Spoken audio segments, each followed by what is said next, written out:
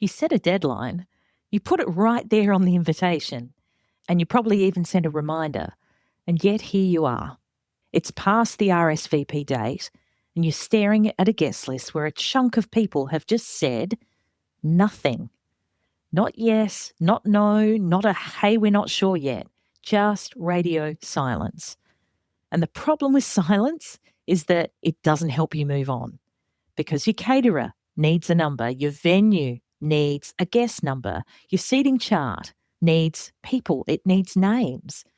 And right now, the number you have is not the real number, because somewhere between 10 and, 50 odd people that you have on your guest list have simply not replied.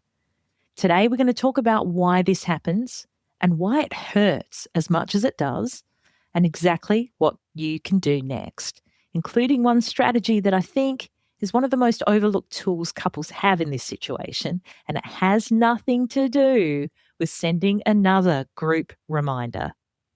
So let's get stuck into it.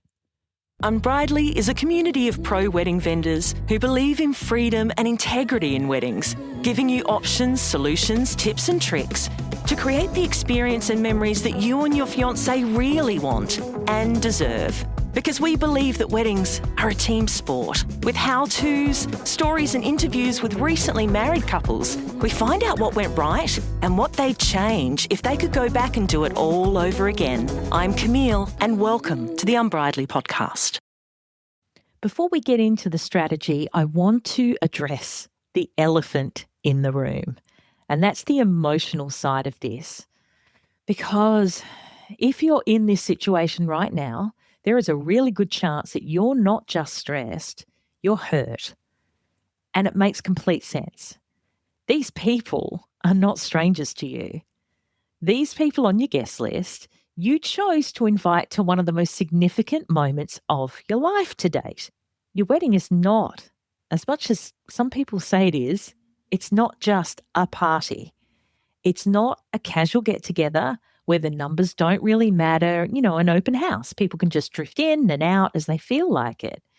You have planned for these people. You have budgeted for them. You've thought about where they'll sit, who they'll sit next to, how they're going to get to your wedding, what they're going to eat, and they have not given you the basic courtesy of a reply. And here is the thing, I think a lot of people around you might not be saying clearly enough. So please, please hear me. A non-answer is not a neutral thing. It is not the same as not having a response yet. When the deadline has passed, silence is a choice. And even if that choice was made through, just didn't get there yet, procrastination, really bad organisation, forgetfulness, rather than indifference, the impact it has on you is exactly the same. You are left in limbo. You cannot plan, you can't move ahead, you can't close the loop in your brain, right? And every time you look at that name, those names, on your spreadsheet, your guest list, wherever you're holding, that list of people, and there's no response beside it, you feel the pang again, don't you? And a lot of couples describe this as one of the most unexpectedly painful parts of the whole wedding planning thing. It's not the big decisions. It's not the budget conversations, but it's this. The sickening realization that people you love and want to be there at your wedding don't seem to have prioritized letting you know whether or not they're coming. And I think if we're being honest, the silence doesn't just frustrate you, as I was saying before. It can make your mind go somewhere a lot darker, because you start to wonder if your wedding actually matters to this person. You start to wonder if they really like you or your fiancé as much as you thought they did. Maybe they're not all that invested in your relationship at all. Maybe deep down they just do not care. And it's worth saying that, because I know, like, late at night when you're worrying about this stuff, those thoughts come up. You're like, well, wait a minute. Why has this happened? Did they not really like me? Were they just playing along? Was I more invested in our relationship as, friends, as family, whatever, than they were with me? And I want to push back on this thought, because in almost every case, it is not true. The people, your friends and family who have not replied, are overwhelmingly the same people who love you and would not miss your wedding for the world. Their silence is about them. As I said, it's their procrastination, their disorganization, it's their own stress. Sometimes it's getting time off, sometimes it's money, sometimes it's a babysitter for the kids, and almost never how they feel about you. The two things feel connected when you're the one waiting, when really they are not related to each other at all. So if those thoughts have crossed your mind, I wanted to share with you, you're not being dramatic and you're not overreacting. It's a completely human fear to feel when someone you care about goes quiet on something that's important to you. You know, it doesn't have to be your wedding RSVP, it can be anything. You know, you put yourself out there and someone doesn't give you a response. Yeah, you've felt this before. It just, I don't know, it feels bigger now, right? I just don't want you carrying this around as the truth, because so many, like 99 out of 100 times, it's almost certainly not the truth. But what you're feeling is real, the hurt is real, and you recognize it even if you don't want to say it out loud to anyone else just right now. So when you're ready, we're going to do something practical with those fears. Because the best thing you can do for yourself in this situation is get your number. As I said, close that loop in your head and move forward with your planning and your wedding and your marriage. So let's just check in on these people. Why is this happening? Why are RSVPs such a pain in the ass for so many people? And why is it almost never something personal? Not to excuse this behaviour of not responding. I don't think it's great. I think it's a bit mean, but I'd love for you to understand why it happens. And this will help make the conversations you need to have a hell of a lot easier. The etiquette institution Emily Post, which has been an authority on social behaviour for over a century, puts it very plainly. Some of you guess, clean forget. The others, as we said, procrastinate and then feel guilty about making you wait. So they put it off even longer. And the guilt spiral begins. The longer someone leaves it, the harder it feels to finally reply. So they keep not replying. And there are a few other reasons that come up time and time again. Some people genuinely do not understand that an RSVP, respond, civil play, French for could you please respond, creates a financial commitment on your end. The person who's planning this wedding, paying for this wedding, you know, who needs those numbers. They think of it more like a casual, hope to see you there, than a logistical deadline with a budget attached. And then some people, particularly more mature relatives, may assume that a verbal yes, of course, will be there to yourself or a family member actually counts as an RSVP. And then there are some waiting on something else, like I was saying, maybe a work schedule that isn't confirmed, a family commitment, travel booking they haven't made yet, and some, and it drives me nuts, but it happens, some honestly have just lost your details, the response card or the invitation itself, and are too embarrassed to ask for them again. Now, none of it makes it less frustrating, but it does mean that most of your non-responders are not ignoring you because they don't give a shit about your wedding. They're just being infuriatingly, annoyingly, very, very human. And going into the chase with that understanding will make you come across and sound much warmer and more patient, which is good. It makes people, you guess, more likely to respond eventually. Because what they're not getting is what's at stake here. And this is the part I want you to hold on to because it changes the whole situation. Chasing your RSVPs is not about manners or making a point about social etiquette or about people respecting the importance of the occasion.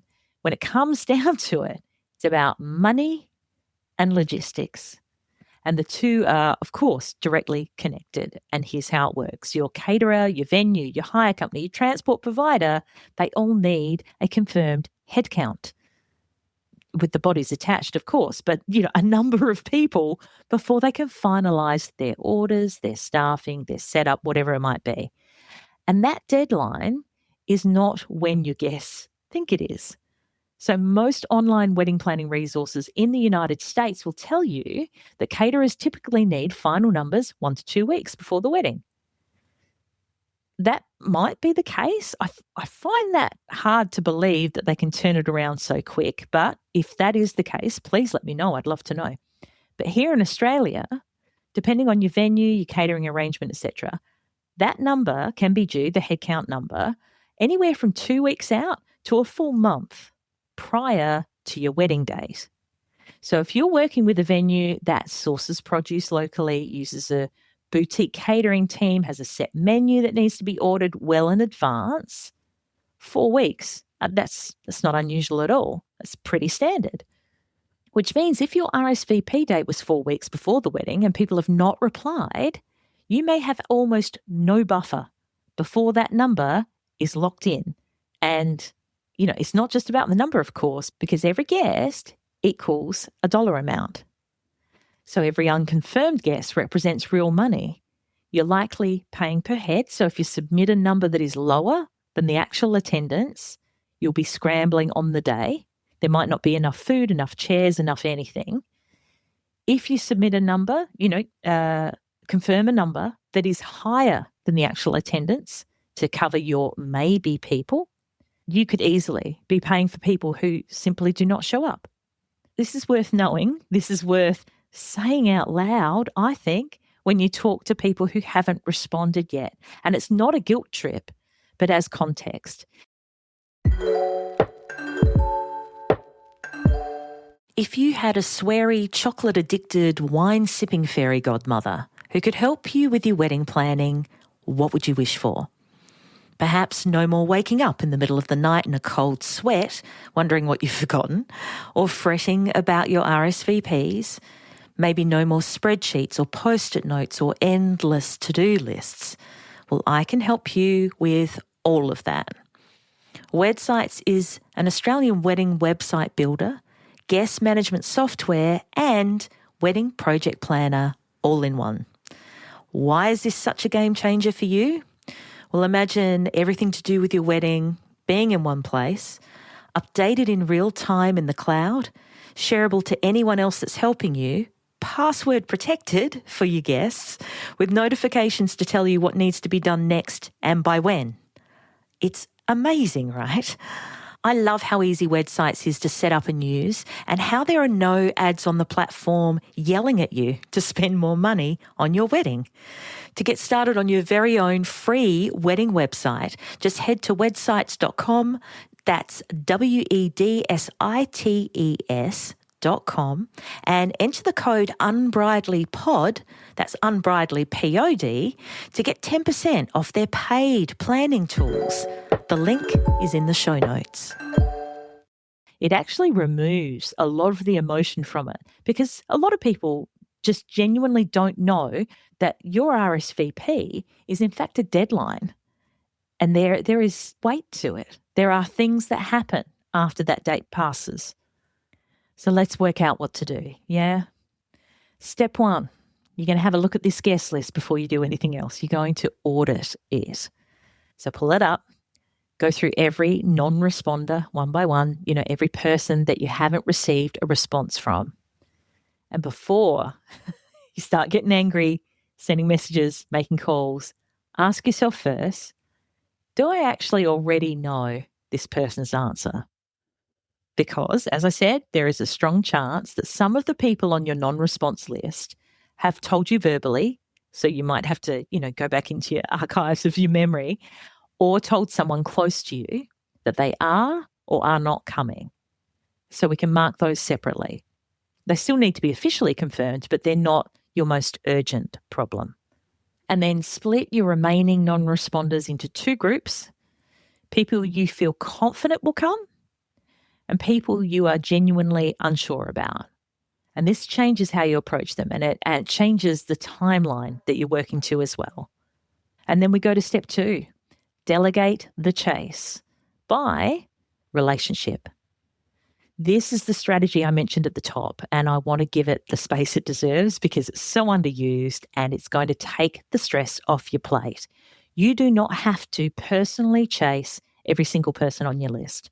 And in most cases, you are actually not the right person to be doing the chasing. So think about who is on your non-response list. Are there people there who are much closer to your mum or your partner's dad or a sibling than they are to you? Are there older relatives who would respond more warmly to a call from someone in their generation? Sort your non-responders by relationship, not by how close they are to you, but by who in your wider circle knows them best. Then ask those people to make contact. Your mum calls her cousins. Your best friend texts the big friend group. Your partner's sibling handles their side of the family. Now, this works really well for 2 important reasons. First, it delegates and distributes the labour, which matters when you've got about 40 other things to do in the lead up to your wedding at that particular point in time. But secondly, the message lands differently when it comes from someone the guest has a strong existing relationship with. And it feels so much less like, you know, when someone chases you for a bill, you haven't paid a bill and it's overdue, and you get that horrible feeling when you see the message come up. It doesn't feel like that then. It feels more like a personal conversation. Then step 3, match how you reach out to the person. So there's no single right channel for the RSVP chase. A text is fine for close friends and people your age who are comfortable with, you know, digital communication, mobile phones, etc. Whereas a phone call is almost better for the older relatives and for anyone you know is not particularly responsive to text messages. A personal note or a follow-up email might suit someone you know who's going through a difficult time and needs a softer approach, you know, doesn't want to feel under pressure. What you want to avoid is the mass group reminder, the message that's sent out to a whole, WhatsApp group or a bulk email that goes to all of your non-response list, because those feel very impersonal and they let people continue to assume that someone else will reply for them. And that's why so often that you don't get any responses at all from those big messages. So individual outreach, even if it's just a short text, works better every time. Please believe me. And step 4, make it stupid easy to reply to you. When you reach out, don't ask an open-ended question like, are you coming? Or have you sorted your RSVP?